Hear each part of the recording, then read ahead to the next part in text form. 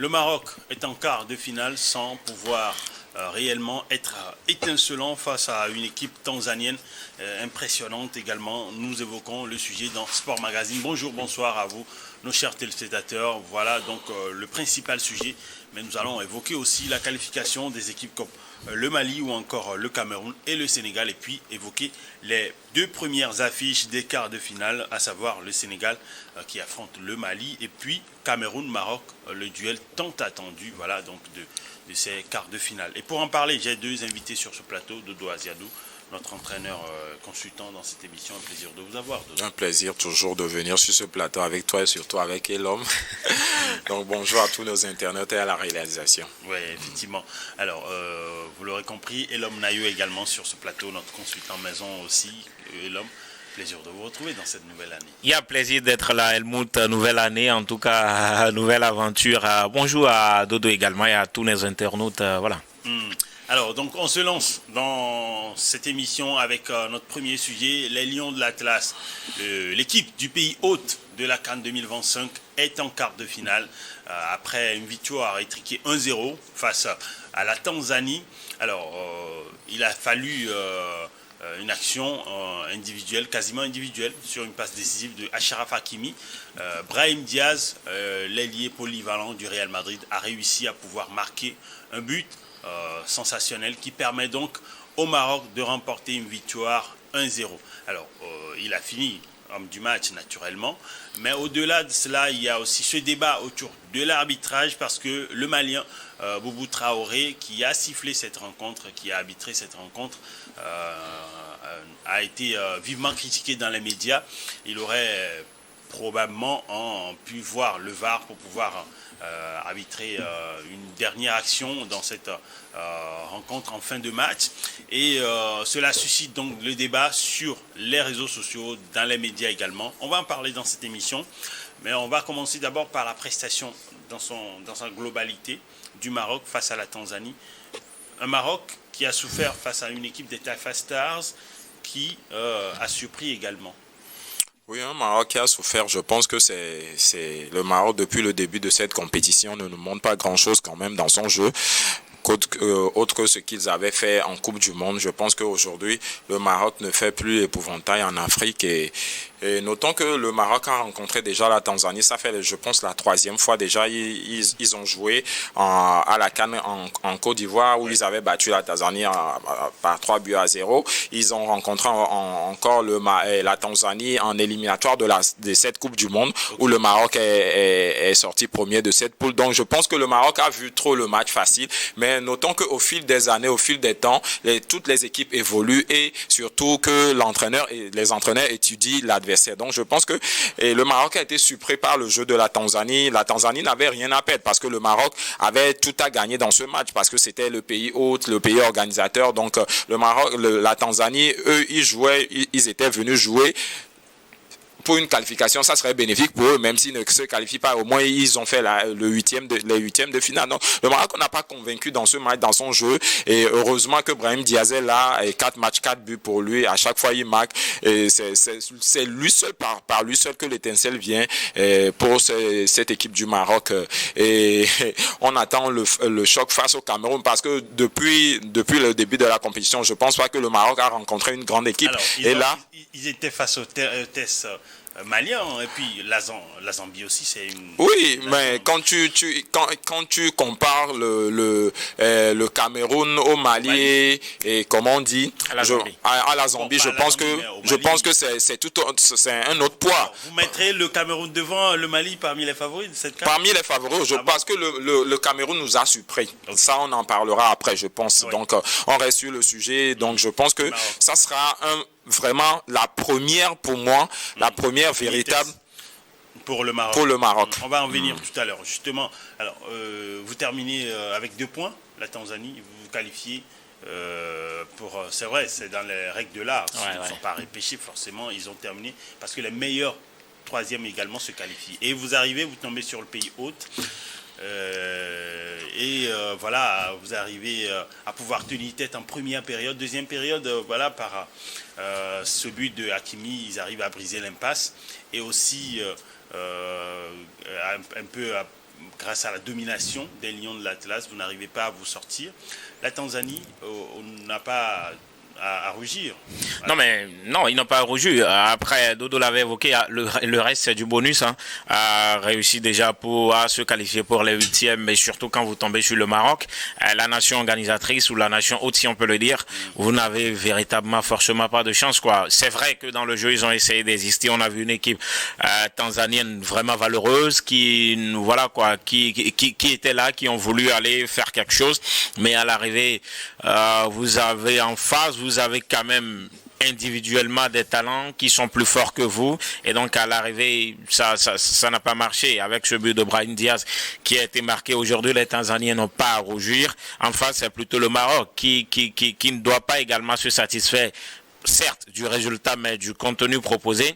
Aujourd'hui, les Lions ne doivent pas se satisfaire parce que c'est une équipe déjà sportivement, quand on prend, c'est une équipe qui n'est pas encore vraiment équilibrée. Oui. Vous avez beaucoup de joueurs offensifs, mais défensivement, on a très peu de joueurs. Vous avez des défenseurs qui sont plus attaquants, même des latéraux qui sont plus attaquants que des défenseurs. Mazraoui et Hakimi, par exemple. Et pourtant, vous savez que vous avez, dans l'As, vous avez une charnière, moi, je dirais même expérimentale, quoi, parce que Massani, aujourd'hui, c'est pas un habitué, c'est parce que Saïs n'est pas là et qu'on est obligé de l'associer à Guerd également, qui traîne toujours sa pubalgie, qui n'est pas encore guéri. Et donc aujourd'hui, c'est tout un problème avec cette formation du Maroc qui joue avec des blessés, des joueurs qui ne sont pas en forme. Et ça conjugué au fait que le manque d'équilibre également, quand vous avez des ailiers, mais on n'arrive pas vraiment à les exploiter. On préfère jouer plus avec des joueurs intérieurs que de jouer avec des joueurs extérieurs. C'est tout ça aujourd'hui, ça laisse des interrogations au niveau des choix et des compositions de Regragui. Ouais, Walid Regragui, justement, le sélectionneur des Lions de l'Atlas du Maroc. Ils peuvent aussi remercier un peu l'arbitrage qui était quelque peu en faveur du Maroc. Vous le pensez aussi? C'est ce que disent beaucoup de médias. Parce que, comme je disais tout à l'heure, à l'entrée de cette émission, Boubou Traoré, l'arbitre malien, qui était aux commandes de ce match, sur une dernière action, il aurait pu aller voir le VAR, mais il ne l'a pas fait. Et on crie au scandale, même les Tanzaniens, je pense, on l'a évoqué en conférence de presse. Ouais, mais c'est logique. Quand vous avez vu Massina, il a vraiment poussé le joueur. C'était pas de la caresse, il a vraiment poussé le joueur. Même si d'aucuns l'interprètent que le joueur l'a joué trop facile, a cherché la faute, tout ça. Et oui, on peut le dire parce que le joueur tanzanien également doit. C'est pas l'objectif du jeu, voilà. Sauf que quand vous jouez, quand vous appelez Tanzanie et vous jouez face au Maroc, sachez qu'il y a certains trucs, même si vous le faites, on ne va pas, ça ne va pas marcher. Le joueur aurait pu avoir également cette réflexion, savoir qu'en face c'est le Maroc et que il y aura ce traitement maison pour le Maroc. C'est le Maroc et la Tanzanie, quoi. C'est la montagne, je sais pas, et la vallée, quoi. Et en termes de poids. Et donc, à un moment donné, ça n'a pas marché. Moi, c'est même pas sur ça. Moi, je sais pas, c'est la bêtise de Massina, moi, parce que le joueur tanzanien, en fait, n'était pas dangereux. Il ressortait. Parce qu'il avait, son contrôle n'était pas, il ressortait. C'est pas un joueur qui filait vers le but. Et donc, il n'avait véritablement pas fait cette faute. Mais là, il a fait. Heureusement que, il y a eu cet arbitrage maison, politique pour eux. À l'arrivée, ils s'en sortent. Mais ça a vraiment été une grande bêtise. Mais, quoi qu'on dise aujourd'hui, c'est parce que c'est la Tanzanie qu'on ne le cite pas. On en parlait en off tout à l'heure. Si c'était le Nigeria, le Cameroun ou le Sénégal, très vite on l'aurait sifflé, quoi. C'était comme le carton rouge de Sadio Mané qui devait avoir face à la Côte d'Ivoire lors de la précédente campagne. Il l'a pas eu. Donc, dans les compétitions, on a toujours, surtout en Afrique, ces arbitrages qui vont en faveur des grandes nations. C'est ce qu'on a justement vu la dernière fois. Mais est-ce que ce carton rouge évité par Sadio Mané, ce n'était pas pour pouvoir éviter à ce que le duel qui était tant attendu ne soit pas... Non, moi je pense qu'un carton rouge, on l'a donné à Cristiano Ronaldo, on l'a donné à Messi dans ce monde. Un carton rouge, quand c'est mérité, on le donne. On l'a vu celui de Koulibaly. Il voulait pas, c'était pas intentionnel, mais obligé, quand l'arbitre est parti voir la VAR, il était obligé de lui donner. Moi, quand on revient sur ce match, hier, je pense que, comme tu l'as dit, Massina a fait c'était à la fin du match. Il pouvait juste accompagner le joueur. Justement. Et moi, ce que je déplore pour le sifflet africain, c'est que sur ces genres de matchs, même si c'est le pays hôte, la moindre des choses, c'était d'aller voir, parce que les Tanzaniens ont réclamé, ont vraiment réclamé. Ils distribuent des cartons. Oui, ils distribuent des cartons. C'est au moins d'aller voir la VAR. Et après, tu pourrais prendre une décision que non, il n'y a pas faute, et trop intentionnel, alors, tout ça là. C'est comment on peut aussi l'arbitre principal sur le terrain peut réclamer de revoir les images, ou c'est le VAR qui l'appelle? Non, souvent c'est la VAR parce qu'il y a certaines actions que les... Et si on ne l'appelle pas, vous n'y allez pas. Est-ce qu'on l'a appelé aujourd'hui? On n'en sait rien. Oui, mais non. On l'a pas appelé. Ouais. Mais au moins, l'équipe adverse a réclamé qu'ils n'ont qu'à aller voir la VAR. Et donc aujourd'hui... Mais il souriait seulement. Il parlait même avec un joueur tanzanien avec sourire. Et c'était pas bien pour moi. Ouais. C'était au moins d'aller voir la VAR. Et si à la fin, tu dis il n'y a pas pénalty, on refuse pas, même si c'est le P. Donc, on le dit, comme l'homme aussi l'a dit, on le disait en off, si c'était un contre... Le Cameroun, par exemple, le Cameroun fait office d'une grande nation, un poids. Donc, je pense pas que ça serait le même traitement. Donc, je pense que déjà, l'arbitre, pour lui, ça qu'en est déjà fini. Moi, je pense que Boubou Traoré aurait pu demander au VAR parce que c'était une action de pénalty, en fait. Il avait le droit de demander si le VAR l'appelle.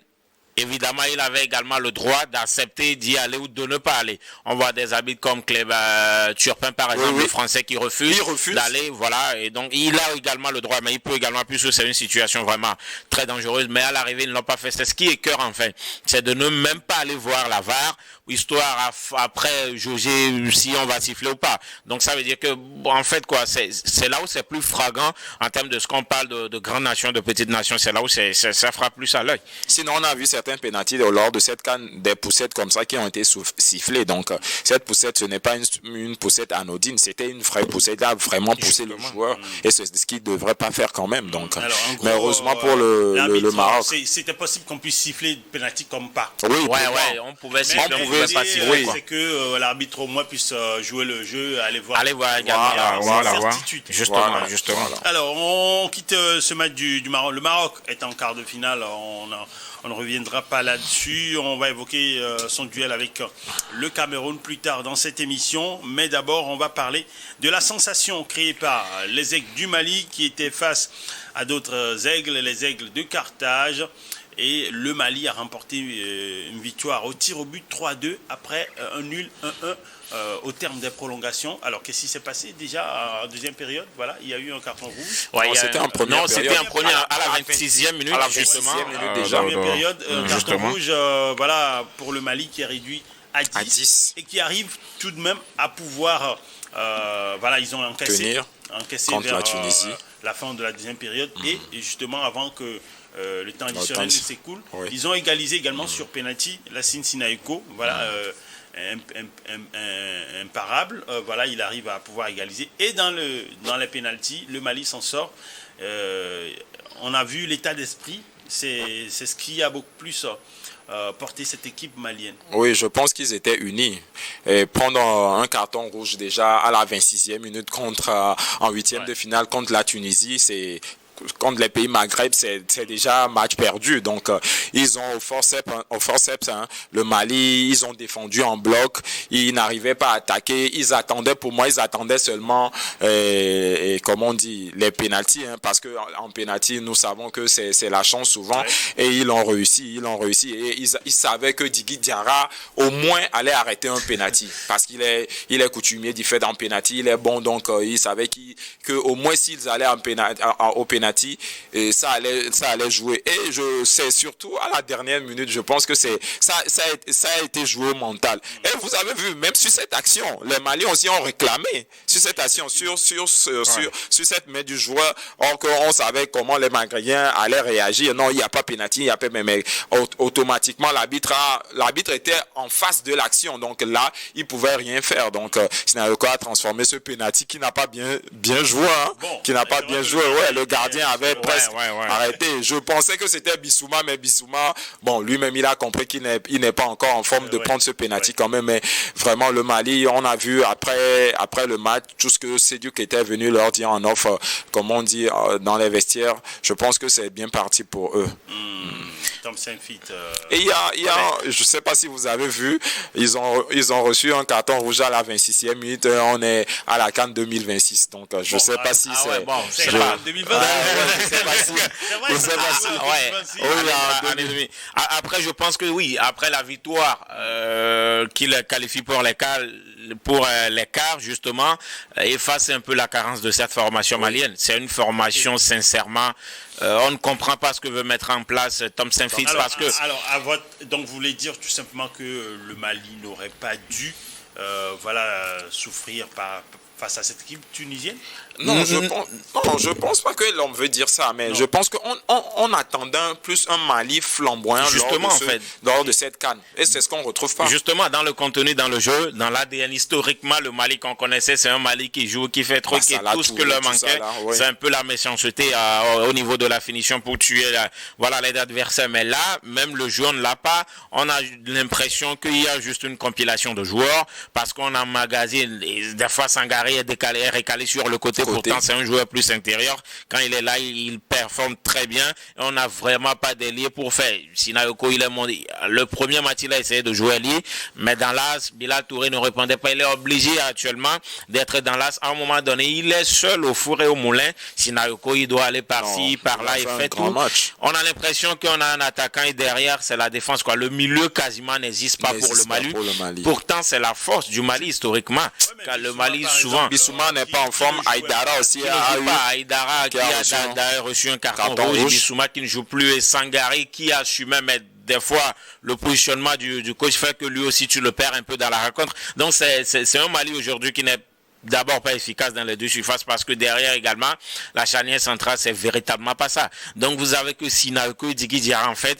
Sangaré également de griffe qui aujourd'hui justement il y a également Mamadou Doumbia également mais on ne le fait pas jouer tellement il joue aujourd'hui donc il y a que ces joueurs aujourd'hui qui sont que là qui cachent aujourd'hui la forêt au niveau du Mali parce que là le Mali sincèrement dans cette rencontre c'était un match bourbier en fait et la Tunisie et le Mali ne nous ont rien proposé c'était un match avec le scénario le fait que le Mali soit réduit à 20 à 10 et ils ont joué plus de 110 minutes en infériorité numérique et à l'arrivée ça s'est joué au courage quoi. Il y a que le scénario, pas le scénario dans le contenu c'était un match tellement ennuyeux que de la Tunisie c'était vraiment décevant en fait. Le choix également de l'entraîneur qui nous sort Hannibal, pourtant c'était le seul joueur qui seulement offensivement mais défensivement qui était dangereux. Il cassait tout mais tu le sors comme ça après lui aussi l'élimination c'est coup de gueule. On veut aller loin mais on ne travaille pas assez des trucs qu'il a raconté tout ça. Ça veut dire que la Tunisie également aujourd'hui c'est un football